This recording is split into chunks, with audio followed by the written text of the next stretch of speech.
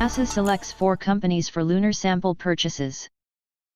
Washington. NASA has made awards to 4 companies worth exactly $25,001 to obtain lunar samples, part of an effort by the agency to establish a precedent for ownership and use of space resources. NASA announced December 3 that it issued awards to iSpace Europe, iSpace Japan, Lunar Outpost, and Masten Space System for the collection of small amounts of lunar samples. The companies will be responsible for flying missions to the Moon and demonstrating that they have collected the material through images and other data. NASA will then take ownership of the materials. The agency announced the initiative in September, emphasizing that the awards are less about the samples themselves than about being able to extract and use lunar resources. What we're trying to do is make sure that there is a norm of behavior that says that resources can be extracted and that we're doing it in a way that is in compliance with the Outer Space Treaty. NASA Administrator Jim Bridenstine said in a September 10 speech.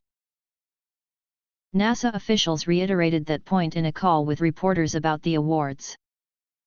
We want to demonstrate explicitly that you can extract and you can utilize resources, and that we will be conducting those activities in full compliance with the Outer Space Treaty, said Mike Gold, Acting Associate Administrator for International and Interagency Relations. That's the precedent that's important to set. NASA received 22 proposals. Phil McAllister, Director of Commercial Spaceflight at NASA headquarters, said the agency used a lowest price technically acceptable approach to evaluate the proposals. First determining whether or not the proposal was feasible and met the agency's requirements. He said 14 of the 22 proposals were rejected either for technical issues or costs that went over the agency's limit. NASA then selected proposals starting with the least expensive, continuing until it reached its budget. That meant NASA selected one proposal, by Colorado-based Lunar Outpost, which offered to sell NASA lunar material for $1. Lunar Outpost chose to bid $1 as a token amount. Justin Cyrus, chief executive of Lunar Outpost, told Space News. Bidding at $1 was meant to show this contract as Lunar Outpost's contribution to the field of space resources to enable the establishment of a legal and procedural framework. Lunar Outpost is developing a rover called MAP that it will fly to the Moon on another company's lander. While NASA said that Lunar Outpost will fly on Blue Origin's Blue Moon lander to the South Pole of the Moon in 2023, Cyrus said his company is also in discussions with Intuitive Machines, Lockheed Martin and Masten about flying on those companies' lunar landers. That mission, he said, will be paid for by flying payloads on the rover from other, unnamed customers. Japanese lunar lander developer iSpace received $5,000 awards for both its Japanese and European business units for separate lunar lander missions. One to Lacus Somniorum in 2022 and the other to the South Pole in 2023.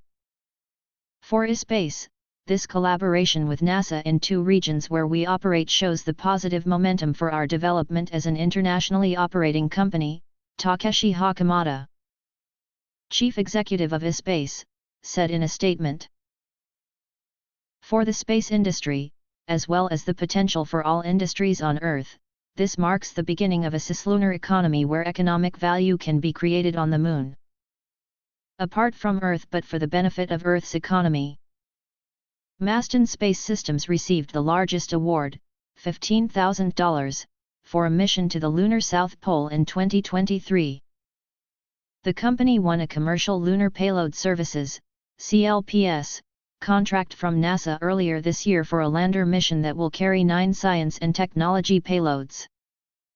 In case there is any doubt, the lasting impact of today's news that NASA is purchasing moon dirt from Masten is about knocking down uncertainty and risks that make economic activity beyond Earth too risky to act upon. The company tweeted, "Today's lunar regolith purchase is small measured in dollars, but monumental measured in impact on unlocking the value of space for humanity." The 2 iSpace companies were among 4 from outside the United States that submitted proposals. "We actually saw an advantage of other countries coming into this activity," McAllister said, "by bolstering broader policy goals. Luxembourg, where Space Europe is headquartered, has a law that grants companies rights to space resources they extract, based on one the US enacted in 2015. Japan is considering similar legislation. NASA hasn't made plans for how it will collect or use any samples those companies collect.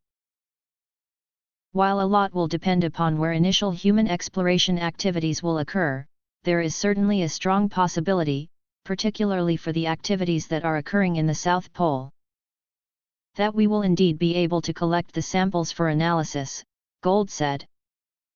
The awards are arranged such that NASA pays the companies 10% at the time of award, another 10% at launch and the remaining 80% once the sample is collected. That structure is valid even for Lunar Outpost's $1 award. Is NASA going to cut a check for 10 cents? The answer is yes, McAllister said. Yes, the postage is going to be more than the check, which is kind of amazing.